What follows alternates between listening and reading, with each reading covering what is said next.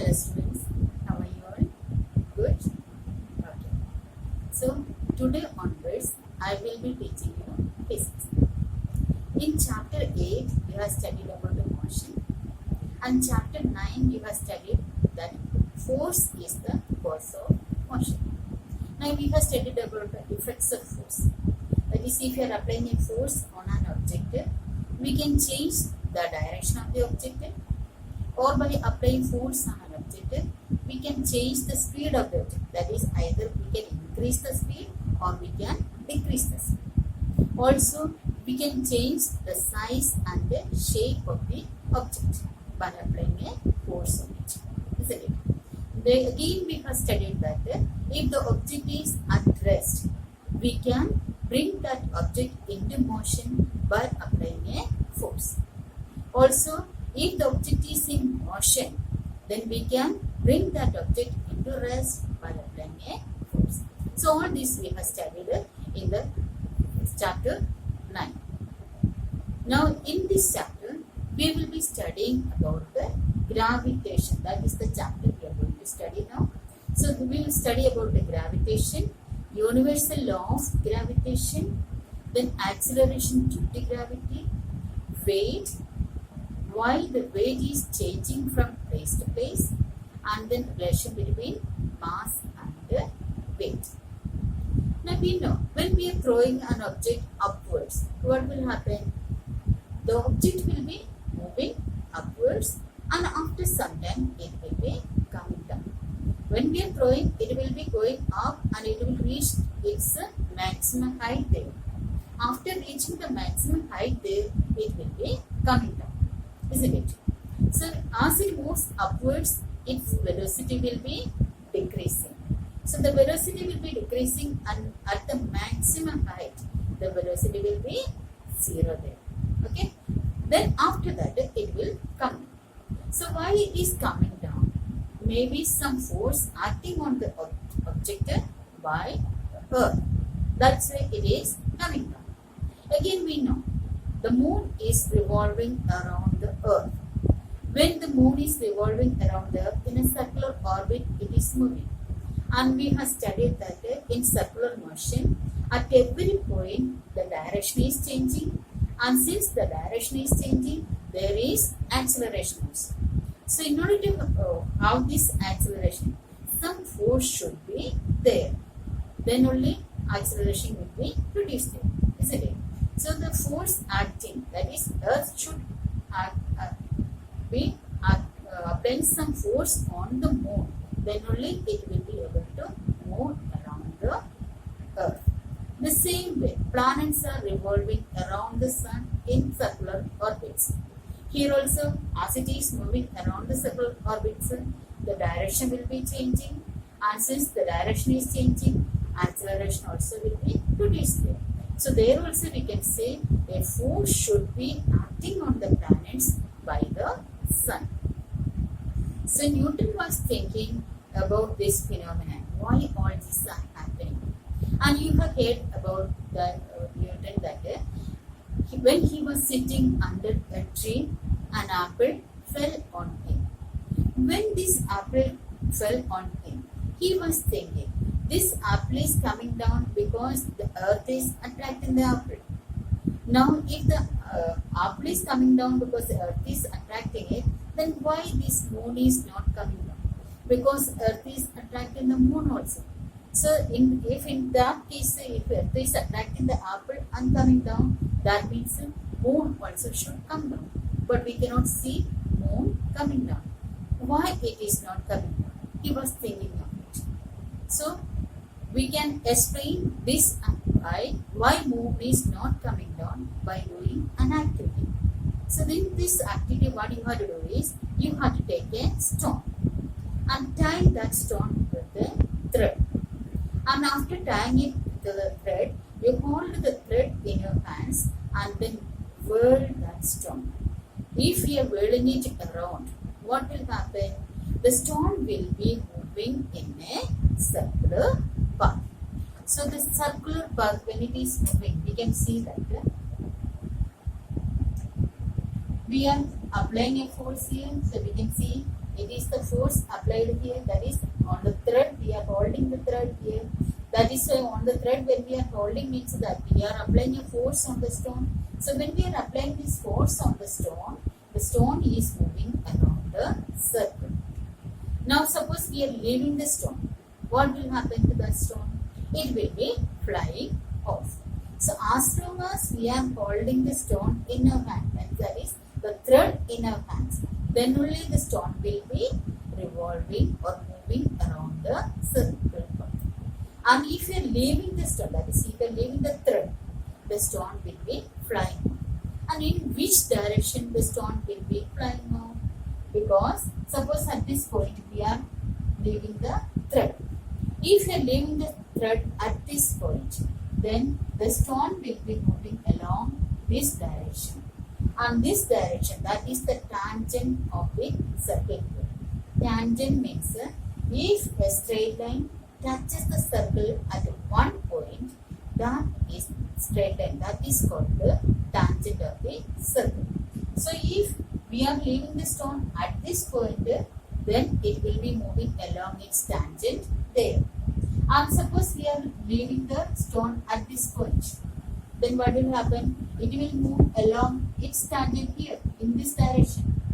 We know circular path means at every point its direction will be changing. So the tangent's direction also will be changing at every point. So wherever we are going, means at which point we are leaving the thread, that's going to tangential direction the stone will be. Okay. So as we are applying a force here towards the center, that is this is the center of the circle. So we are applying a force towards the center. As long as the force is there, then only the stone is able to revolve or move around it. Otherwise, the stone will be flying off. The same thing can apply to moon also. Because the earth, it is applying a force on the moon. That is why the moon is able to revolve around the earth. If that force is not there, what will happen to the moon? It will be going off in a straight line, flying off in a straight line. And this is not happening because the earth is attracting or applying a force on the moon. And this force, it is called the centripetal force.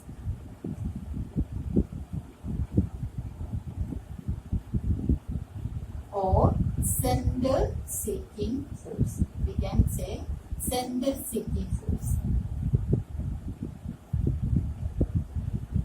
Because we know we are applying the force towards the center.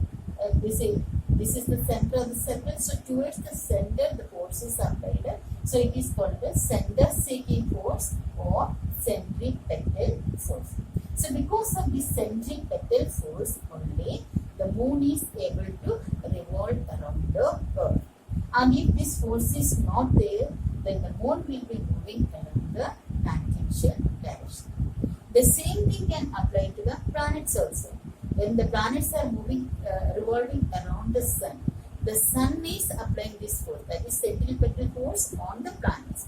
That is why the planets are able to revolve around the sun. Okay. Now we have studied, seen about the apple. So this apple, we have seen the apple is coming down. The apple will come down when the earth is attracting the apple towards it. Now we have studied about Newton's third law of motion. In Newton's third law we have studied to every action there is an equal and opposite reaction. So if you are considering this apple coming down as the action, then what will be the reaction?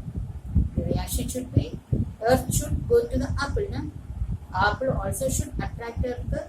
Earth is attracting apple means apple also should attract the earth towards it. Isn't it? That means earth should also move upwards. But we are not seeing that.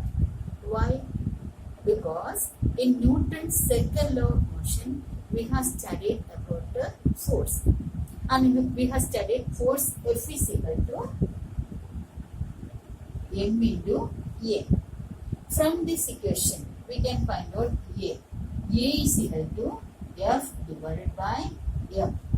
Or we can say A is inversely proportional to M. So inversely proportional means if mass is more here, the acceleration produced will be less. And if mass is less here, the acceleration produced will be more. So if we are considering the case of the apple and earth, apple, its mass is very less. Since the mass is less, the acceleration produced will be high here, more here. Okay, so the acceleration produced is more means the apple will be coming towards the earth. Now if you consider the mass of the earth, it's having a very huge mass, that is 6 into 10 raised to 24 kilogram. So its mass is very high. So very high mass means the acceleration produced will be very, very negligible. Means no acceleration at all. So we can see here the earth is not moving towards the apple because the acceleration produced here is very, very less. So the earth is not moving towards the apple, but apple is moving towards the earth. The same thing we can say about the moon also, because moon and earth, it's having very high mass. So because of the mass is very high there, the acceleration produced will be very, very less.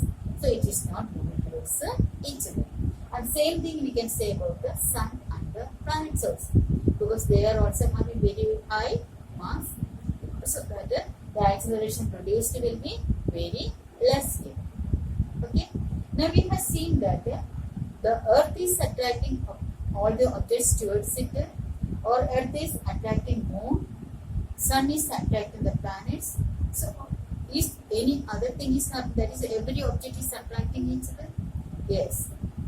We can say that every object in the universe attracting each other.